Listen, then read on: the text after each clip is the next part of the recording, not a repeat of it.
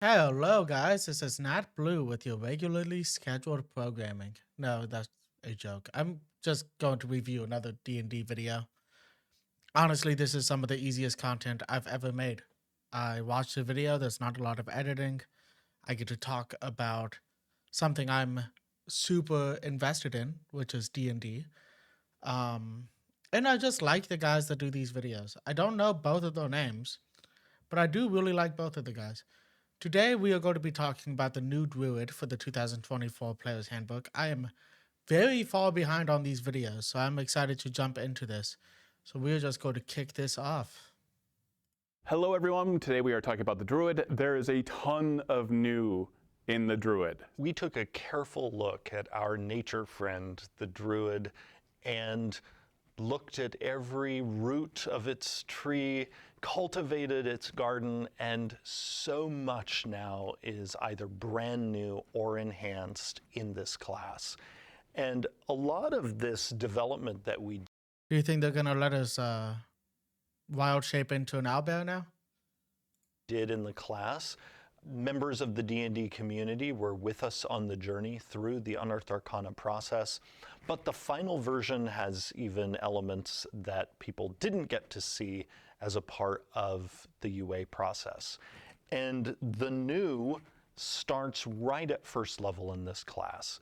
So you now have, as a druid, a brand new feature to select at first level, Primal Order. And inside Primal Order, you get to make a choice.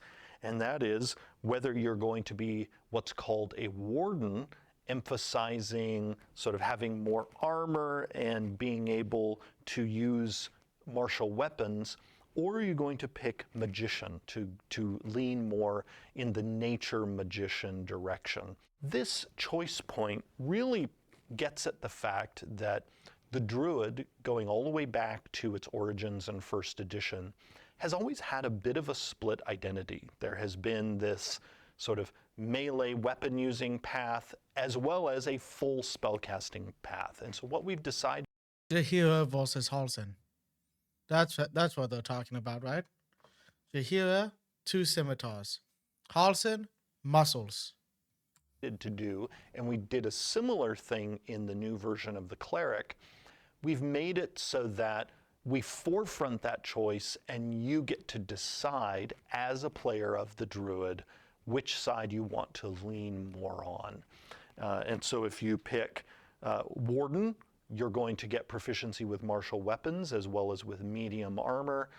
Whereas if you pick Magician, you're going to get an extra cantrip, and you also gain a benefit when making intelligence, arcana, or nature checks.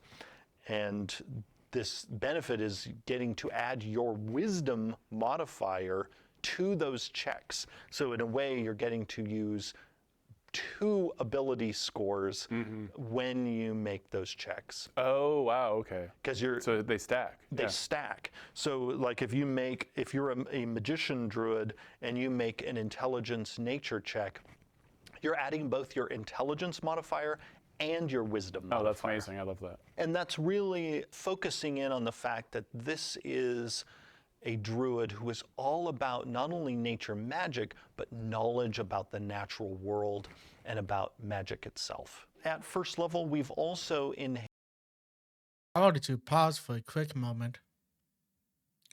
Isn't it the druid that normally isn't allowed to wear armor at early levels? Like you're only allowed to wear hide armor and stuff, not metal armor?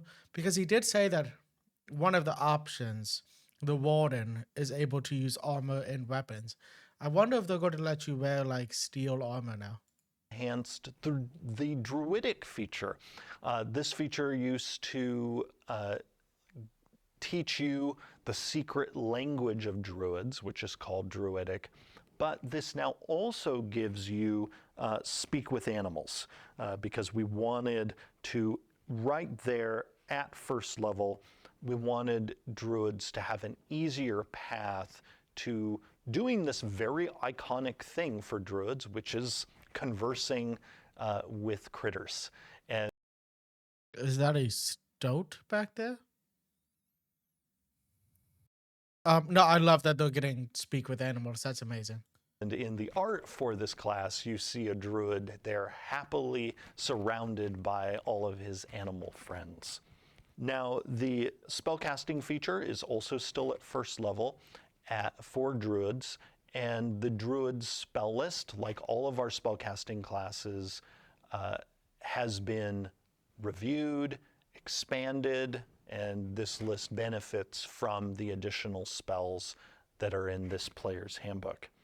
Now, at second level, the new keeps coming because Real quick before going to level 2, I've paused a lot already. I'm sorry about that, but the Druid spell list getting expanded. The way he said, like most classes, I know the Warlock has some new spells and everything also. That was the last video we did.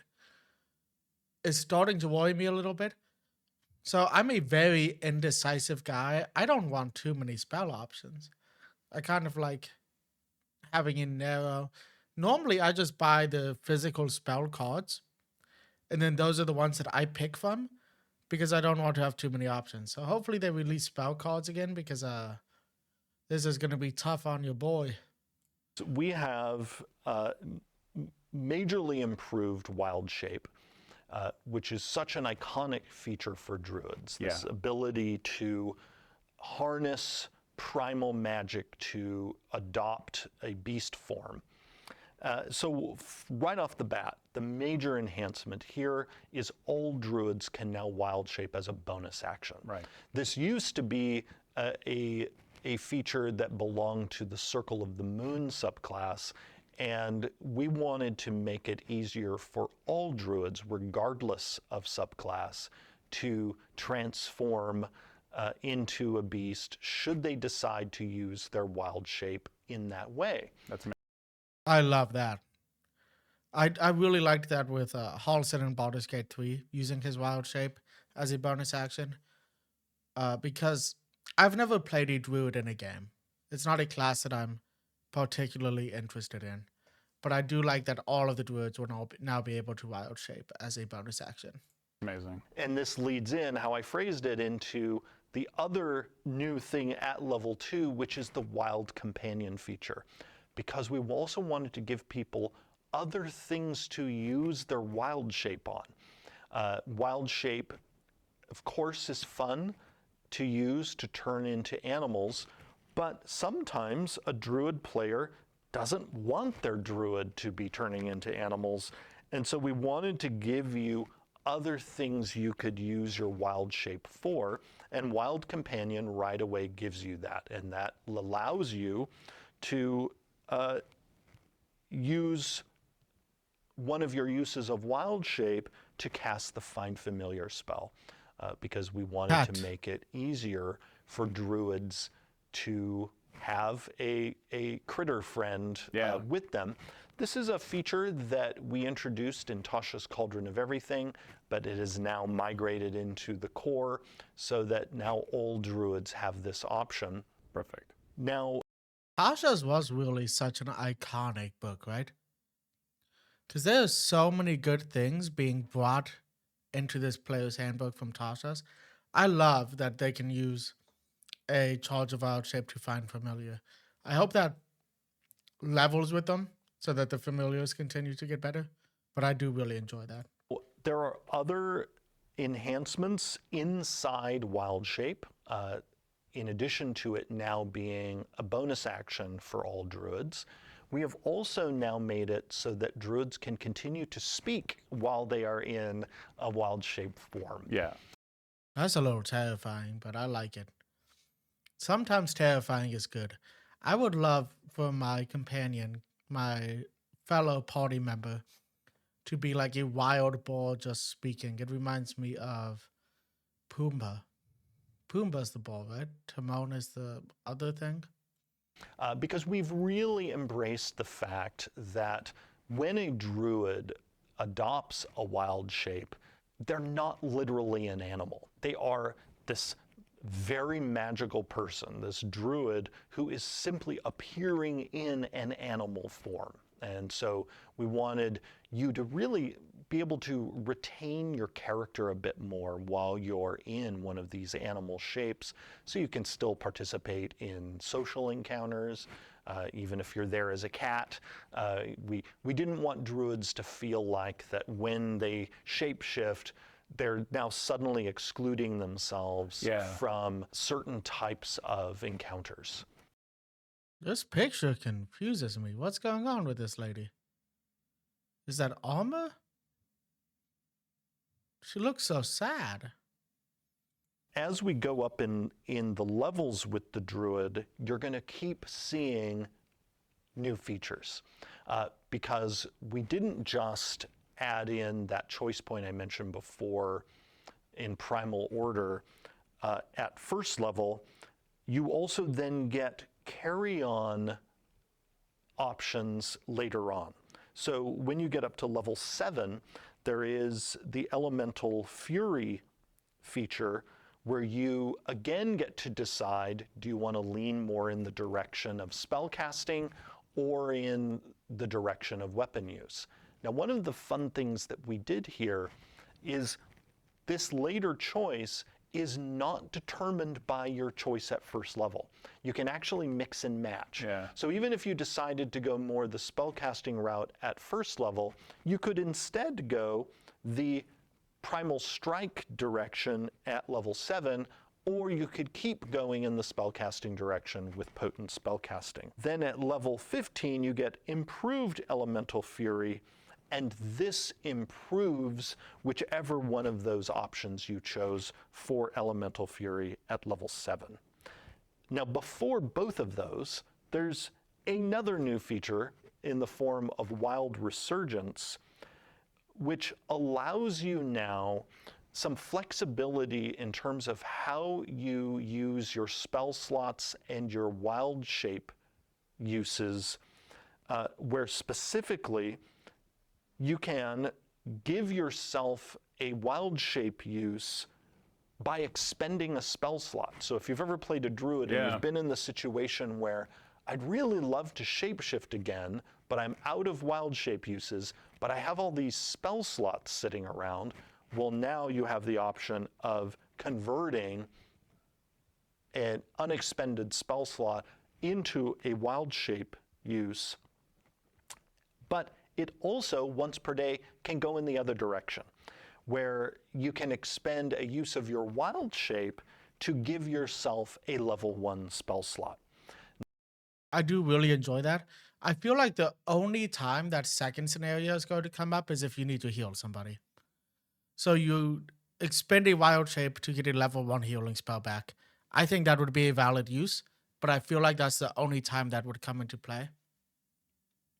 Using a spell slot for a wild shape seems like it might happen often, because even if you're not in combat, sometimes wild shaping into like a cat or something small to get through a hole in the wall or something is also beneficial. So this gives you that flexibility of, oh, I used my wild shape in combat earlier, so now I don't have the ability to turn into a cat to squeeze through this hole. So I do really enjoy that. Now, the farming spell slots for wild shape uses, you can just keep doing that until you've run out of spell slots. But the other direction of taking a wild shape use and turning it into a spell slot, that you can do just once and then need to complete a long rest before you do it again. This is very juicy with Elemental Fury, because as you said, you're adding your Wisdom modifier to a Druid cantrip's damage, or you're choosing to get extra damage when you're using Primal Strike in a melee form. And that continues into improved Elemental Fury, where your range of your cantrips significantly increases by 300 feet, making a really nasty spell sniper, and then also Primal Strikes, the damage keeps going up. So you are 300 feet is insane. I don't know why it's cantrips. How many cantrips are you using that high of level to deal damage, unless you're like a warlock? I guess there's some decent cantrips that aren't Eldritch Blast, but Eldritch Blast is just so good. You were more in the fight as this druid, and it just gets better and better, and you keep on getting to make that choice multiple times. By the way, one reason in improved Elemental Fury we increased the range so much there if you choose potent spellcasting for your Druid cantrips is at level 18 you're going to get beast spells, which allows you to cast your spells even when you're in a wild shape form. And we wanted you to be able to easily use your cantrips once you get that at range while you're like flying around as a bird. It's like a giant eagle. You're just like, Yep. that's perfect. Now, at level 20, the Archdruid feature has been majorly enhanced. First, whenever you roll initiative, if you have no uses of wild shape left, you get a use back. But before I was talking about that conversion of wild shape uses into spell slots and how before you could do it just once per day. Well, now Archdruid has the Nature Magician component where you get an even better version of that. On top of us keeping the old fantasy of the druidic longevity of once you've reached the point of where you're an Archdruid, your aging, basically slows to a crawl, and you're almost sort of you're like a treant, where you can hang around in the woods for many decades. And it's always such a nice narrative hook, especially for the end of a campaign, if you're playing a druid and you get to 20th level, because you're the character that might see, in like kind of the post story, right? The epilogue. You're the character that might see everyone grow old and pass away and see their children grow up and their grandchildren grow up, and you can kind of be the narrative hook for what happens after the story is over. Oh, I really like that. So, like I've said in a lot of videos, most games are not going to get to level 20. It's part of the issue with D&D is that a lot of games do not get to level 20. But I have always liked the longevity that the Druid has after level 20. I think it would be cool to run a campaign in a world, come back in a different campaign in the world, and like meet the old Druid player because they've just been alive for a couple hundred years. And like he said, the Druid could watch the players like grandkids and everything grow up. He could watch the kingdom start to prosper again and stuff like that. So I think that's really cool. I think it's always been a pretty cool feature for the Druid. And so what all of these new elements bring to the Druid is you have way more control now as a Druid player to chart your course. Yeah. Whether, again, you want to focus more on spellcasting, on weapon use, or a combination of the two. It's up for you to decide. And you also get to weave into that how you want to use your wild shape. Are you going to have a wild companion? You have more options as a Druid than ever before. And you also have a new cantrip, Starry Wisp. Yes, the Druid, like all of our spellcasting classes, gets to enjoy some brand new spells. And in the Love this picture. Druid's case, there's not only Starry Wisp, but also the new Elementalism cantrip, which allows the Druid and others who have it to shape elements in various ways. And Starry Wisp, going back to it, is a really nice ranged cantrip for Druids. Let's talk about the Circle of the Moon. So the Circle of the Moon is the subclass of the... So I feel like when this image came up, he said the Starry Wisp is a pretty nice range cantrip for the Druid. It sounds like they took something out of the video. I might be going crazy, but I feel like they cut something, because normally in these videos, they transition into talking about the classes, where they're like, okay, these are the 4 classes. Let's start with this one. They didn't do that this time. And it feels the Druid just and others oddly who have paced. to shape elements in various ways. And Starry Wisp, going back to it, is a really nice ranged cantrip for Druids. Let's talk about... I mean, it might not be edited out, but it just transitioned weird, in my opinion. The Circle of the Moon. So the Circle of the Moon is the subclass of the 4 that is most concerned about wild shape. Yeah. This is the subclass that allows you to take the utility of wild shape and give it a reliable combat dimension. Because most druids, they certainly could use wild shape for fighting, but often they're going to be better off relying on their spells in combat and using wild shape largely for utility purposes, whether it's, to fly or climb or sneak into a place. Circle of the Moon, though, is all about changing into a beast form and fighting in that form. And so with that in mind, we have introduced a number of enhancements in Circle of the Moon. We've made it so that in their circle forms feature, their AC is more reliable than it was before, because before, when they transformed into a beast, they had to use the beast's AC, and sometimes the beast's armor class was actually lower than the druid's armor class. Right. And because we want you to be able to comfortably keep fighting in your beast forms, even at higher level, we introduced this new ability to use either an AC equal to 13 plus your wisdom mod, or the AC in the beast, whichever one is higher. Yeah. So that you can hopefully withstand those hits in your beast form. I like that. That's great. That's nice. Let's bring up the owlbear there, right? Like, tell us that we can wild shape into owlbears now. You also gain temporary hit points now when you transform. Now, this is true actually of all druids when they shapeshift using wild shape, but the Circle of the Moon druid gets even more temporary hit points.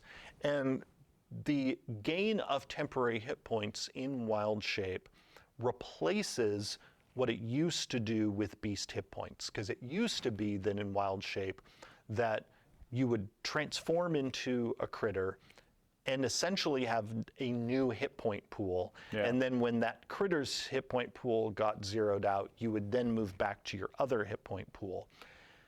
That actually created a number of issues for other parts of the game system, because there are a number of things in the game that are triggered by someone dropping to 0 hit points. Right.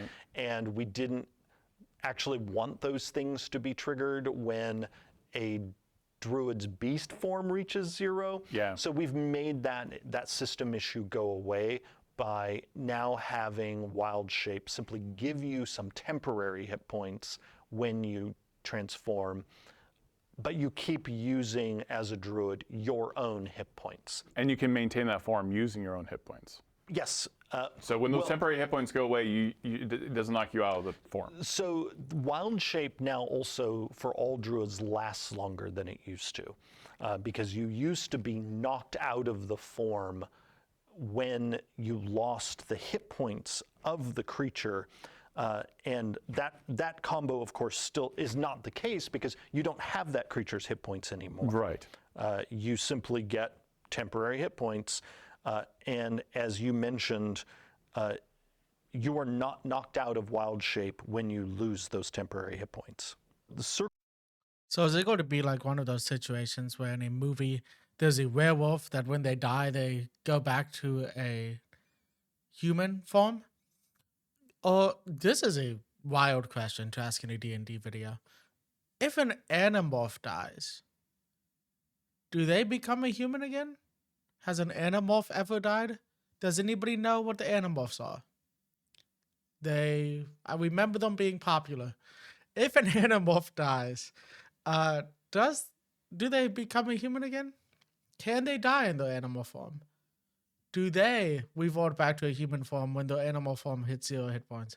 These are the questions that people aren't asking, the hard-hitting questions that the people need to know. Let's get back to the video before I get more sidetracked. Circle of the Moon now also has a feature called Circle of the Moon spells that gives them a list of spells that they can cast even while they are in their beast forms. This is a fun new enhancement for them. They used to have the ability, while they were in beast form in 2014, to heal themselves while they were in beast form. We decided to supercharge that by replacing that feature with a list of spells, including Cure Wounds, so they still have the option of casting a healing spell on themselves while they're in beast form. But now they also, of course, have the option with that spell to heal somebody else. They can also cast Moonbeam, Starry Wisp, and at higher levels, Conjure Animals, Fount of Moonlight, which is another brand new spell, and Mass Cure Wounds. Those are great spells. Cure Wounds is a touch spell. It would be so funny for a wild-shaped bear to come up to a player and land a paw on their shoulder and heal them. I love the imagery of that. Did this because we wanted there to be also more of the moon flavor in Circle of the Moon. And so you'll see throughout that you're not only transforming, but you are essentially illuminated by this lunar magic. And the reason why we've always associated the moon with the shape-shifting of this subclass is partly because of the classic folkloric thing of the moon, causing werewolves and others to transform. Yeah. And that's why those two elements are combined in this subclass. So at higher levels, you also now have the option of having your beast form attacks deal radiant damage. Again, this sort of, That's cool. this lunar theme. And also you have enhanced saving throws. You will also then at level 10 with Moonlight Step, you can start teleporting as a bonus action while you are really leaning into the power of your subclass. And one of the nice things about... On top of that, you also get advantage when you do that teleport and on your next attack roll. The nice thing too about Moonlight Step is this does not require you to be in beast form, because we wanted to make sure that you also were getting a feature that wasn't relying on beast form. Right. Even though this subclass is primarily about using wild shape, we wanted you to have at least one cool thing you could do even when you're in your non-beast form. Yeah, and then there's no traffic jam of you trying to turn into your beast form ahead of time if you wanted to use this ability, because those are both bonus actions. Then at level 14, you're going to get lunar form, which means that when you attack in a wild shape, you're going to deal extra radiant damage. And also, when you use that Moonlight Step ability, you will be able to not only teleport yourself, but one willing creature. So bring along a friend. Yeah, perfect. All right, let's talk about Circle of the Land for the Druid. Circle of... No owlbear mentioned? We'll see when the player's handbook comes out if it's an option for animal. But I feel like if it is, D&D should know that people want to hear that, because people have been talking about it since the D&D movie came out, Honor Among Thieves. And then once again when Baldur's Gate 3 came out, because Halsin was able to wild shape into an owlbear, and he was a Circle of the Moon druid. So I feel like they could have brought it up in this. The Land is the druid subclass that is all about your spellcasting. And we have enhanced this subclass in a number of significant ways. One of the biggest ways we have enhanced it is right away when you get the subclass. It used to be that you selected a type of land that your druid was connected to, and that gave you an expanded spell list. That was cool, but it meant you were sort of locked in. And we really wanted to amp up this sense that as a member of this subclass, you are kind of like the ultimate nature magician. And so to support that, we've now made it so that every time you finish a long rest is when you choose the type of land that you are connected to. Oh, nice. Okay. And so now, every time you finish a long rest, you choose arid land, polar land, temperate land, or tropical land, and that gives you a set of spells that are available to you for that day. And again, you could change every day which of those you want to be connected to, or if you have a strong thematic reason to be connected to just one, you also have the option to always be connected to one of these land types. Okay, I was going to interrupt to pretty much just say what he just said. So, I feel like the Circle of the Land Druid, the point was that your Druid is especially attuned to a certain environment. So, like, your Druid grew up in a snow-covered tundra, so the attuned to that like frozen area. Um, I get what he's saying. I think there could be a cool flavor thing of like your druid meditates during his long rest to attune themselves to the environment that they are in. But I also understand why that was a thing with the Circle of the Land. And I like how he says if there is a thematic reason, like the one that I just mentioned, you could still just pick one environment. You don't have to change it every long rest. But we wanted to give you more flexibility as a Circle of the Land druid. And we also, in creating these 4 new lists, also optimize them so that they each have sort of spicy, really good reasons for you to select them. This is one. I will say I feel like the 2024 edition of D&D, whatever they're going to call it, because nobody knows at this point. I think some people have said 5.5. It's no longer D&D 1 from what I've heard. Some people are saying it's just going to be D&D 2024, which doesn't make much sense to me because I think only the player's handbook is going to release in time. But I feel like this new edition is trying to capitalize on flexibility, which is great because it gives the players more options. It allows them to play a very specific type of character that doesn't have to fit into the strictness of some of the D&D subclasses in 5e. I don't know how much I'll like this as a player because, like I said, I'm just a very indecisive guy. Sometimes I like that rigidness because it just makes it easier to make those decisions. I don't have to put as much thought into it, but we will see how it plays because I'm excited to see all of the new options. I just know it's going to take me forever to make a character. My favorite abilities, we have Land's Aid. So Land's Aid is a brand new feature in Circle of the Land that gives the Circle of the Land druid a new way to use their wild shape. Because they are the spellcasting focused druid, we didn't want them to feel like their wild shape was sort of sitting there unused, even though, yes, they could use it to get a wild companion. We wanted to give them a way to use wild shape that really speaks to their subclass fantasy.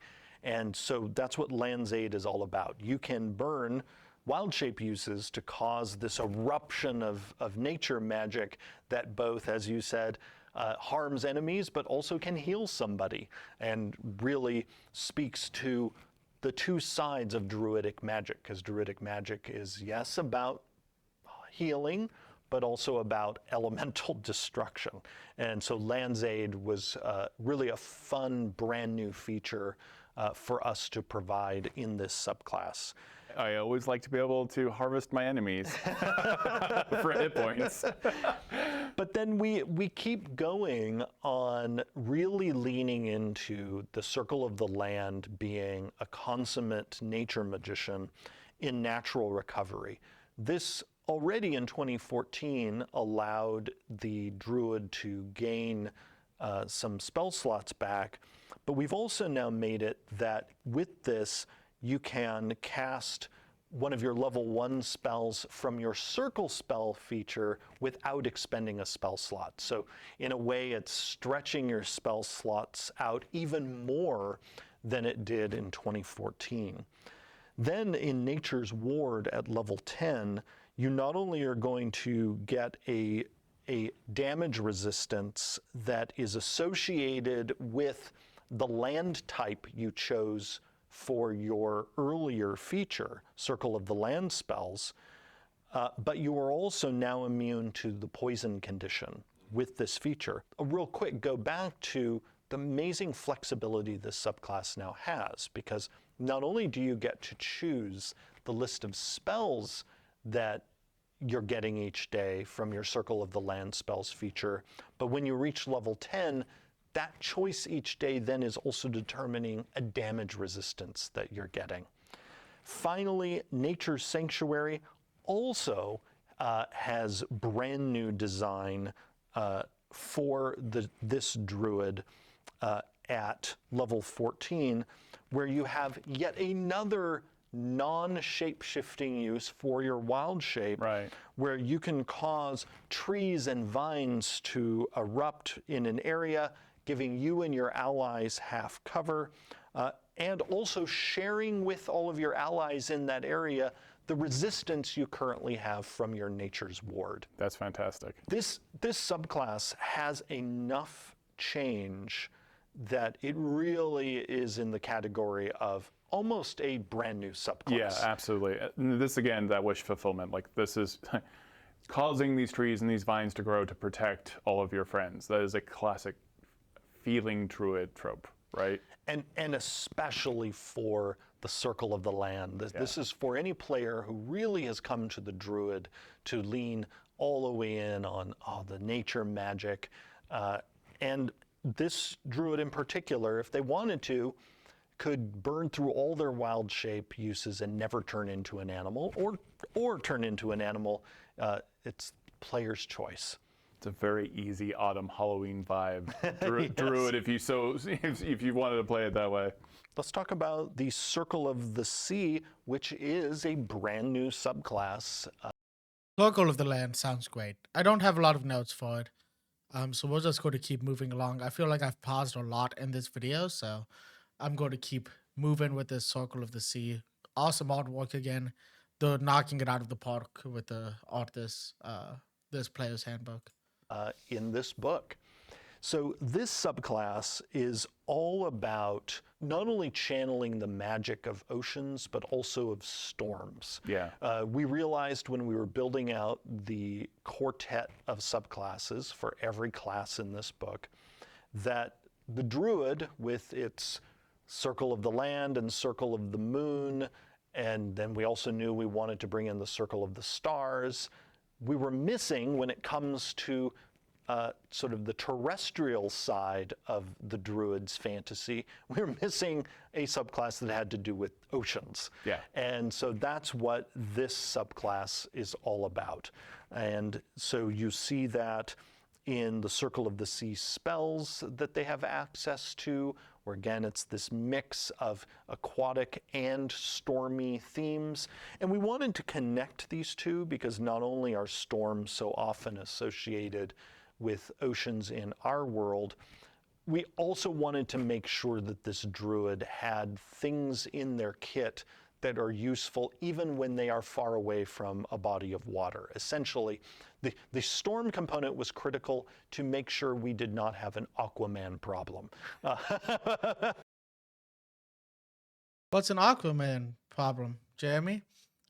Because Aquaman is very useful on land. He has super strength, heightened agility, heightened durability.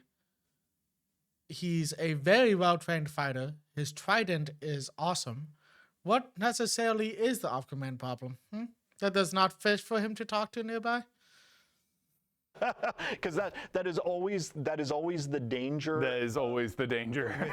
With an aquatic themed character option in D&D is you don't want to have a situation where the character feels like they have nothing to offer unless they're in or near a body of water. Because Aquaman's got so much to offer away from bodies of water.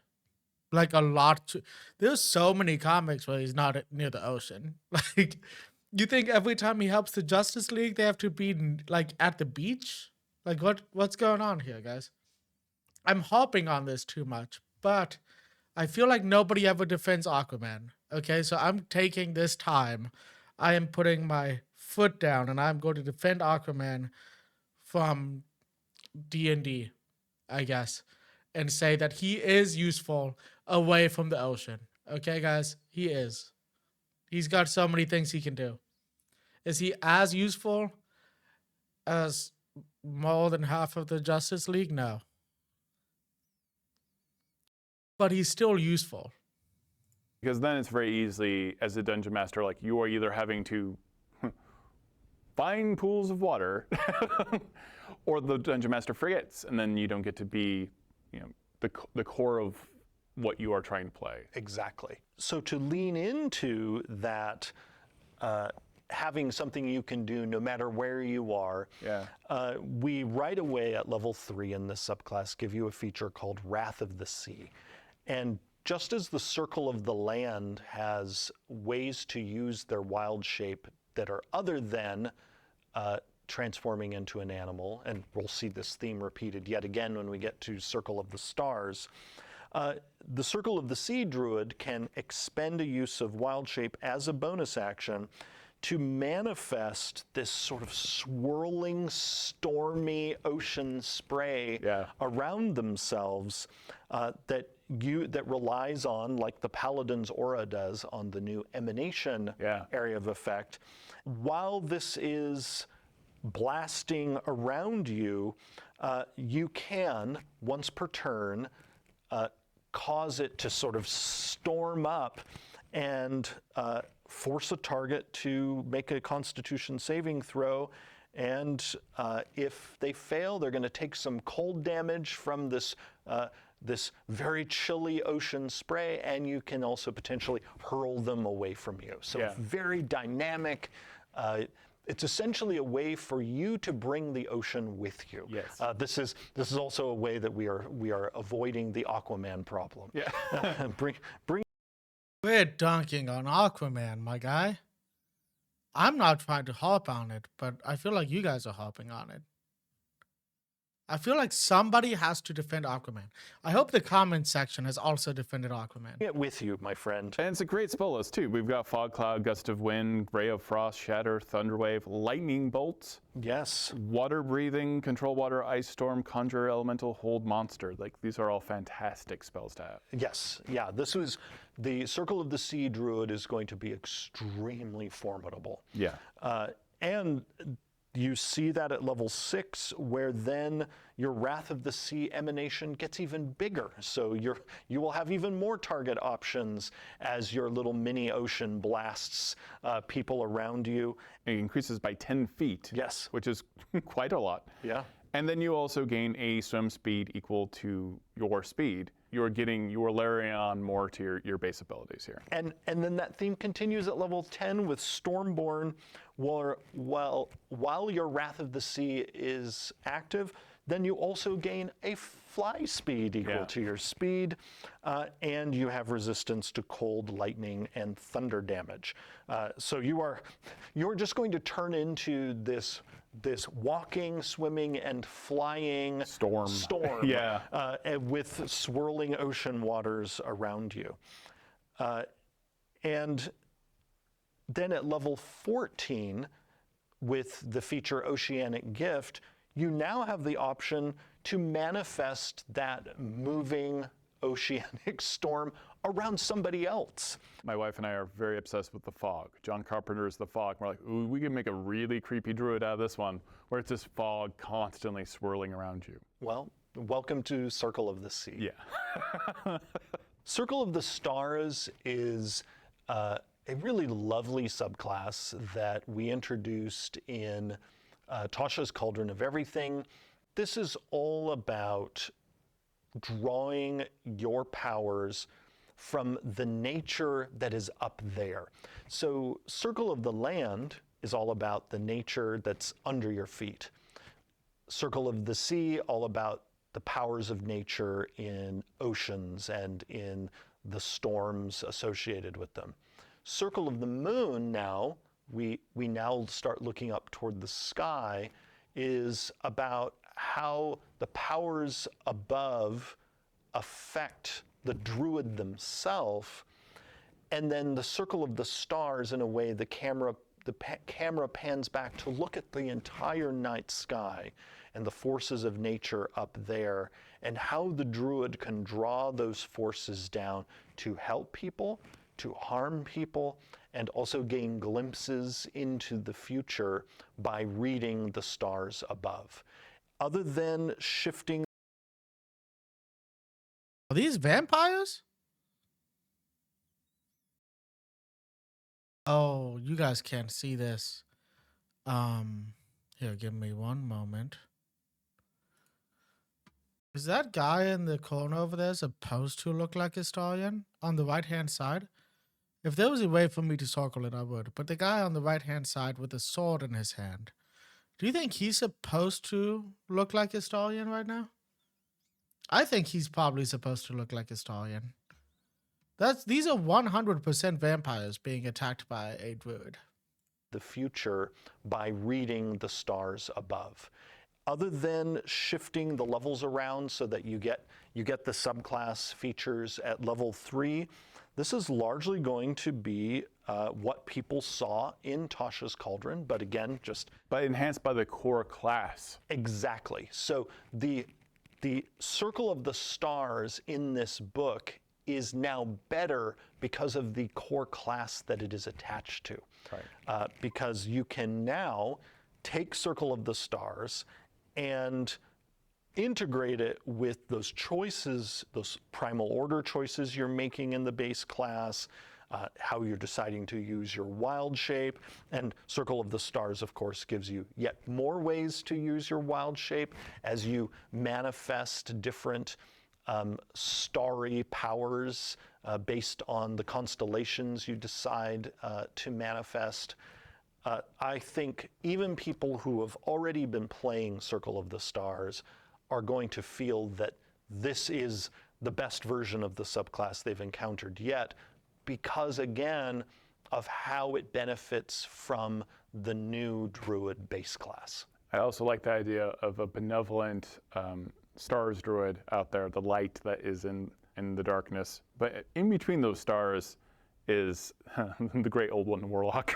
And looking around. And of course, you want to bring everything back, to the Warlock. It's not all about the Warlock. It is. This is clearly the enemy of the Warlock. To be fair, the Warlock sounds so cool in this edition. It's especially the Great Old One. The Great Old One sounds really cool. Game. Yeah. They're friends. It can be a PvP game. It's not a PvP game with that attitude, but it could be a PvP game. Awesome. Thank you so much. Lots of huge changes for the Druid. I know people are extremely excited for these. Yeah. The new players. Okay, we're not going through that. You can pre-order the player's handbook. You know how this works. So, I did hop on a couple of things in this video, and I would like to start by apologizing for that. I feel like they should have mentioned whether or not they're adding the owlbear wild shape in. I understand both of these guys work for D&D. So if they're not adding the owlbear as a wild shape option, I'm sure that the guy interviewing Jeremy Crawford, that I can never remember the name of, was told not to ask about it. I think they are all also given scripts, because they do look down a lot at, I think, a tablet. But it would be nice to know if you are able to wild shape into an owlbear in this edition, because it is such a cool thing that they introduced in the movie and in Baldur's Gate 3. And I wish that D&D didn't hate Aquaman. Aquaman's great. If a player wanted to play Aquaman as a druid, I would let them do it. Put a couple levels into fighter, play it as a druid. That would be pretty cool. I am very excited for druid players with this video. Like I said, the druid is not my type of class, but I do think there are some great enhancements here I like that you don't get knocked out of wild shape when you lose your temporary hit points. It does seem like you won't be able to cheese the game as much now, though. So it used to be you would get knocked out of your wild shape.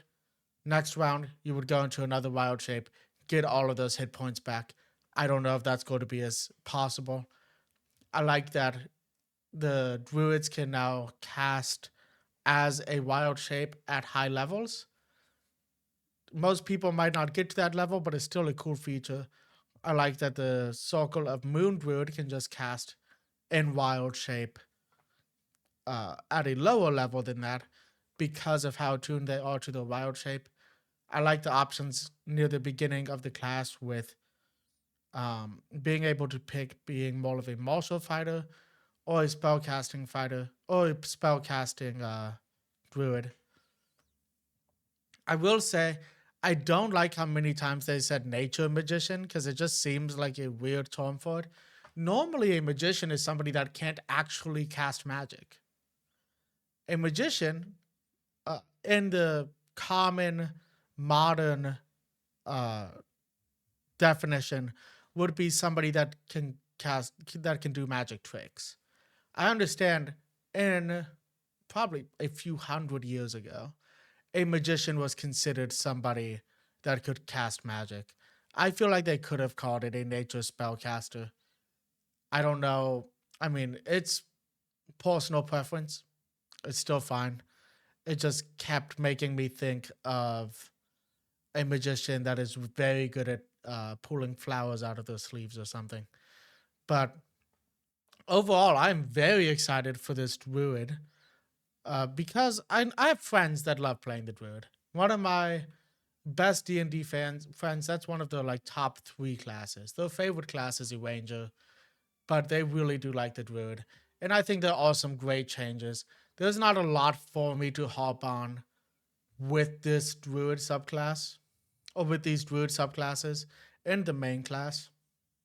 I think this is probably one of the best videos to come out so far because there's not a lot of changes that I'm confused about. I think overall this is going to make the class better than it was in D&D 5e.